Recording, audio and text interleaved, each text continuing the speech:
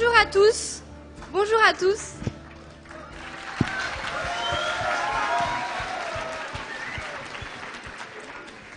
Donc, encore bonjour à tous et merci d'être venus si nombreux à ce rendez-vous organisé par Dauphine Discussion Débat.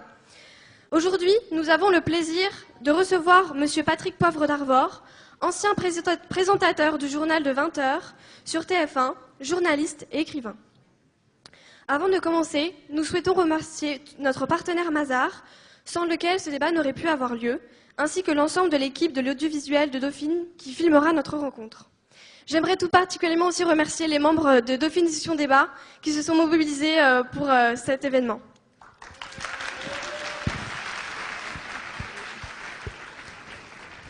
Merci d'accueillir avec nous Monsieur Patrick Poivre d'Arvor.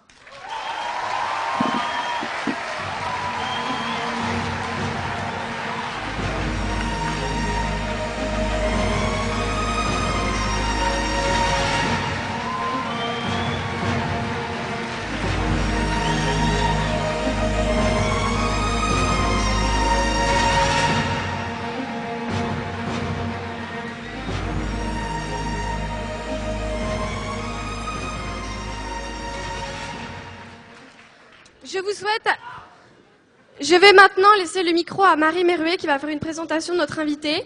Je vous souhaite à tous un excellent débat.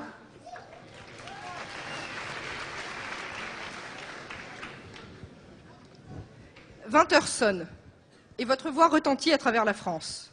Madame, monsieur, bonsoir. Le 31 août 1987, Patrick Poivre d'Arvor, vous présentez votre premier journal pour TF1. Le premier d'une longue série, qui deviendra vite le rendez-vous quotidien de près de 40% des foyers français. Pendant plus de 20 ans, vous avez rythmé la vie de la première chaîne. Mais à l'été 2008, vous en êtes brusquement évincé et remplacé par Laurence Ferrari. D'aucuns soupçonnent le président de l'avoir voulu, peu importe, car vous resterez l'incarnation du journal télévisé pendant encore longtemps. Pour preuve, les Guignols de l'info vous considèrent toujours comme leur présentateur vedette. Mais vous n'êtes pour beaucoup qu'un visage derrière une caméra. Qui vous connaît vraiment? Vous êtes Patrick Poivre d'Arvor, ou PPDA, comme on aime à vous surnommer. Vous êtes né à Reims en septembre 1947. Élève brillant, bachelier à 15 ans, vos diplômes ne se comptent plus.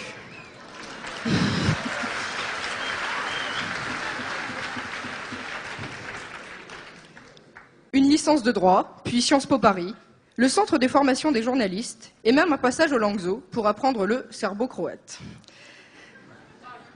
À 23 ans, vous commencez votre carrière de journaliste dans les studios de France Inter. Vous apparaissez ensuite sur les écrans d'Antenne 2, où vous présentez le journal dont l'audience dépasse alors celle de TF1. C'est pourtant cette même chaîne que vous rejoignez en 1986 pour présenter une émission dominicale. Un an plus tard, vous voilà à la tête de la grande messe du 20h, qui redevient rapidement le premier journal télévisé de France. On connaît la suite. Pourtant, derrière le présentateur vedette se cache un homme de lettres. À 16 ans, vous rédigez votre premier livre, Les Enfants de l'Aube, un best-seller vendu à 1,5 million d'exemplaires. Dès 1988, TF1 vous confie les rênes de l'émission littéraire Ex Libris, qui deviendra bientôt Vol de nuit, en hommage à Saint-Exupéry, que vous admirez. Vous avez d'ailleurs publié un livre à son sujet. Vous êtes l'auteur d'une trentaine de titres, souvent à caractère autobiographique. Mais par-dessus tout, c'est la mer que vous adorez. Vous vous dites breton d'origine et de cœur, et passez toutes vos vacances à Trégastel. Vous êtes d'ailleurs vice-président de la chaîne régionale TV Braise, fondée par votre ami Patrick Lelay. Sans compter bien sûr vos nombreux ouvrages sur le thème de la mer, tels que Pirates et corsaires ou Coureurs des mers. Aujourd'hui, vous venez de tourner la page d'un épisode important de votre vie, et le temps de la reconversion est venu. Depuis septembre, vous intervenez régulièrement sur RTL. Mais on parle surtout de vous pour animer de grands entretiens avec des penseurs contemporains sur Arte. Alors, il ne vous reste plus qu'à vous souhaiter, Patrick Poivre d'Arvor, bon vent.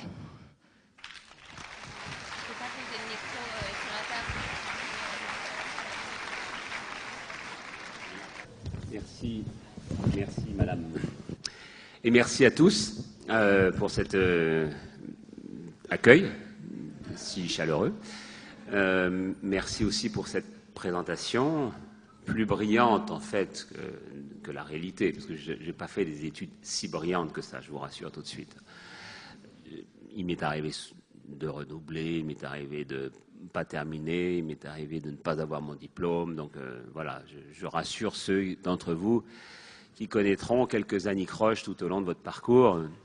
Ça n'a pas été semé de pétales de rose. Bon, c'était un peu précoce, mais ce n'était pas exceptionnel. Et puis la seule petite fausse note, c'est qu'en fait, de ma vie, je n'ai jamais dit « Madame, Monsieur, bonsoir ». J'ai toujours dit « Mesdames, Messieurs, bonsoir ». Voilà. D'ailleurs, on m'avait reproché à l'époque de ne pas dire « Mesdames, Mesdemoiselles, Messieurs, bonsoir ». C'est comme ça que ça se faisait. Alors, Mesdemoiselles, je vous salue pour la peine. Je suis content d'être parmi vous, et messieurs aussi, bien sûr. Et je suis content d'être parmi vous parce que c'est ça qui me plaisait dans mon métier, c'était la rencontre, et ça me plaît toujours. C'est vrai que pendant assez longtemps, 21 ans sur la 1, 7 ans sur la 2, j'ai pratiqué plutôt l'exercice du monologue, puisque je parlais pendant 40 minutes sans que personne ne me réponde. Donc là, je suis absolument ravi de répondre à vos questions et répondre aux questions de ces deux charmantes étudiantes dans lesquelles je me mets. Bonsoir, Patrick Poivre d'Arvor. Vous n'ignorez sûrement pas les difficultés actuelles du journal de 20 heures. Laurence Ferrari affiche un score de 29% environ, alors que vous réalisiez en moyenne 35% d'audience avec un record absolu de 49% lors de votre dernier journal télévisé. J'ai une question. Si demain, TF1 vous demandait de rempiler, accepteriez-vous ? Alors d'abord, je pense qu'ils auraient dû organiser plus souvent des derniers journaux, parce que ça, à chaque fois qu'un dernier journal, il y a 10 millions de gens qui regardent et 50% de part de marché, c'est sûr que c'est intéressant.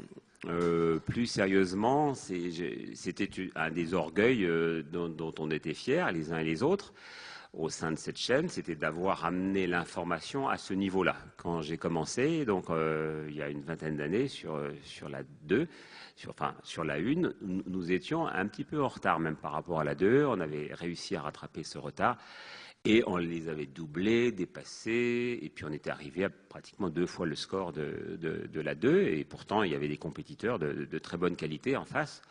Donc on était assez fiers de ça, et c'est vrai que ça me rend triste de voir que voilà, ça semble plus être l'objectif aujourd'hui, en tout cas qu'il n'est pas atteint. Bon, pour le reste, je n'ai pas de commentaires à faire sur les prestations actuelles. Simplement, pour répondre très honnêtement à votre question, là, aujourd'hui, on est quoi, 20 novembre par là après 18 novembre, je pense que, d'abord, ça ne se posera jamais, la question ne se posera jamais. Il faudrait que la direction elle-même ait changé pour qu'ils aient l'idée d'aller me rechercher. Et puis ensuite, a priori, non. Voilà, sur le moment, non. Mais peut-être que le printemps venu, je changerai d'avis. Mais pour l'instant, non, je suis bien où je suis. Et puis, je n'ai pas envie de prendre la place des gens. Je sais trop ce que ça fait qu'on vous pique la vôtre. Donc, je n'ai pas envie de la piquer. Vous avez déjà refusé l'offre du PDG du groupe TF1 de poursuivre votre collaboration. Vous avez notamment dit qu'il vous paraissait inenvisageable de rester dans un placard, aussi doré soit-il. Cette décision serait-elle due au fait que vous ne vous reconnaissiez plus dans cette chaîne en perte de repères, selon vos propres termes?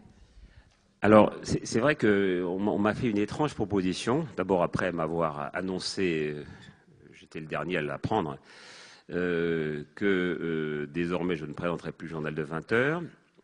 Tout le monde le savait, visiblement. En tout cas, la principale intéressée le savait déjà, puisqu'elle avait déjà signé avec eux. Les patrons le savaient, enfin personne. Et je l'ai appris par la presse. Donc, vous voyez, c'est toujours utile de lire les journaux.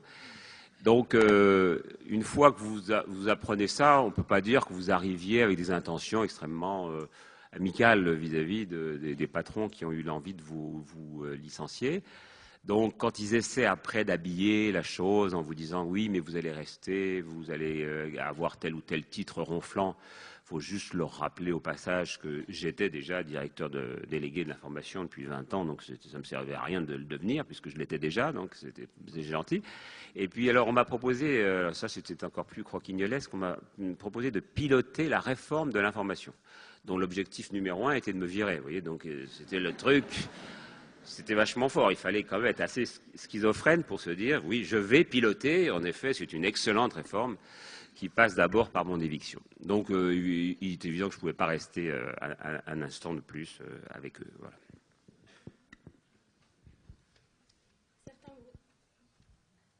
Certains bruits de couleur ont prêté à Nicolas Sarkozy une part de responsabilité importante dans la décision de nommer Laurence Ferrari à votre place. Vous ne dites pas y accorder énormément de crédit. Qu'en est-il aujourd'hui ? C'est toujours très compliqué parce qu'on vit dans un monde de rumeurs.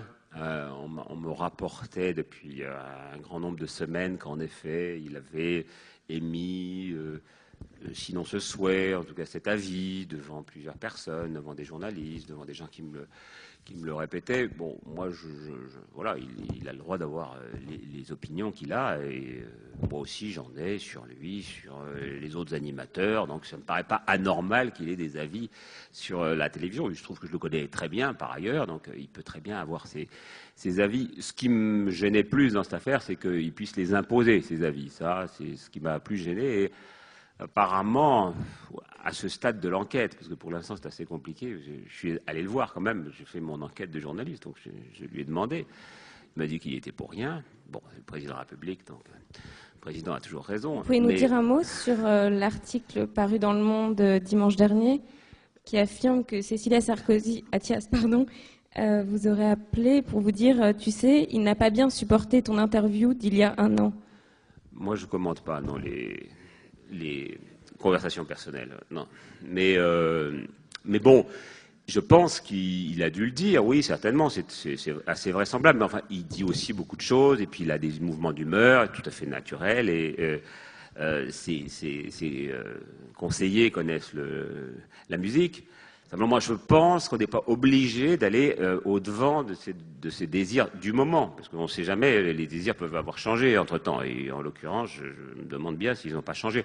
Donc, tout ça n'a pas tellement de sens, et c'est pas, à mon avis, à une entreprise privée, de surcroît, d'essayer d'aller au-devant des désirs supposés du président ou de qui que ce soit, ou d'un ministre ou de qui que ce soit. S'il fallait que je fasse le compte de tous les gens à qui j'ai dû déplaire tout au long de ma vie journalistique, la liste serait longue, forcément. Tous les gens que j'ai pas invités, tous les gens que j'ai un peu rudoyés dans les interviews, tous les gens dont j'ai parlé en évoquant des sujets dont ils souhaitaient qu'ils restent tout à fait secrets.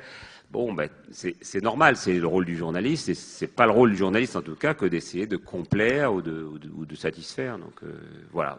Pour le reste, je ne sais pas, il se dit beaucoup de choses. Je suis toujours étonné de la propension que les gens ont à être aussi dociles devant des désirs supposés, qui se transforment apparemment en ordre.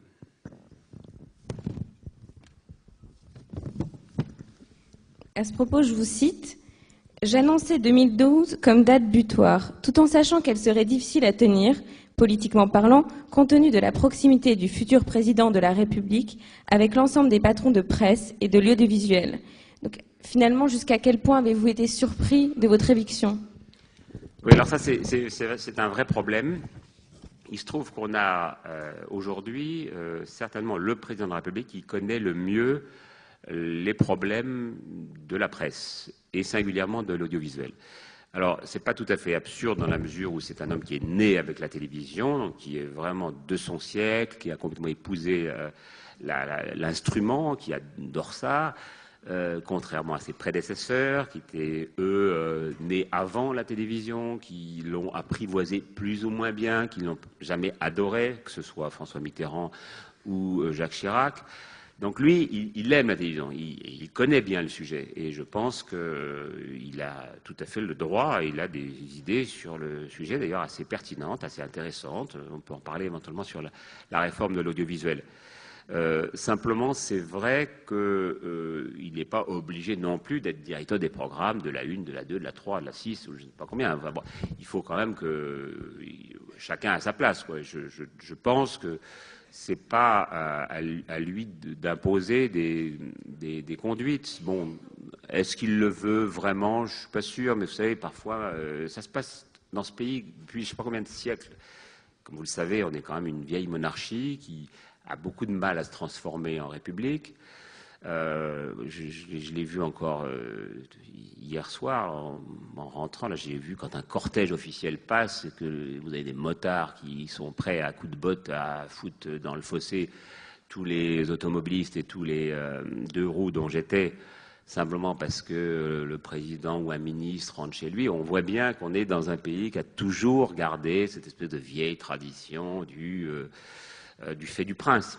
Et je crois qu'il faut combattre ça. Je pense qu'il y a une part aussi de la France, du tempérament français, qui est plutôt rebelle, qui est plutôt frondeur, et que ça aussi, il faut le cultiver. Là, pour l'instant, on est face à un bloc assez monolithe, favorisé en plus par une opposition qui fait à peu près tout pour se diviser, s'ultra-diviser et parfois même se ridiculiser. Donc il y a vraiment tous les moyens, tous les boulevards possibles et imaginables.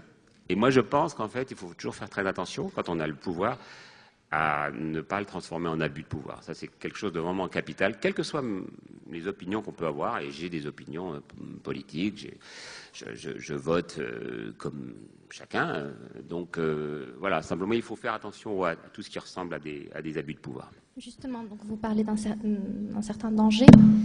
Est-ce que vous ne ressentez pas une certaine passivité des journalistes face à cette menace grandissante? Et est-ce que vous ne sentez pas aussi qu'il y a eu un désengagement de vos collègues, un manque de solidarité face à votre départ brutal? Alors, bon, mettons de côté mon cas, mais ce qui m'a toujours frappé, en tout cas, dans le journalisme, c'est que c'est pas en effet un métier très confraternel. Hein, donc c'est toujours le plaisir de voir l'un qui se fait gauler. Un jour, vous voyez, par exemple, je me souviens d'une conférence de presse de l'actuel président, mais ça peut être valable aussi pour tant d'autres. Moi, je me fais souvent accrocher publiquement par François Mitterrand ou par Jacques Chirac. Et en général, la presse se gaussait de ça, était ravie. On disait, ah, vous avez vu tout ce qu'il lui a mis, tout ça. Bon, au lieu d'essayer de dire, bah tiens, on est de son côté, puisqu'il est journaliste comme nous. Non, toujours. Et un jour, j'ai vu une conférence de presse comme ça du président, et il avait roulé dans la farine, je ne sais plus quel site, je crois que c'était le directeur de Libération, Laurent Geoffrin. Et ben, tous les confrères qui étaient là, c'est une conférence de presse, donc ils rigolaient, voilà, ils étaient contents, et l'autre s'était fait ramasser par le président de la République, il rigolait.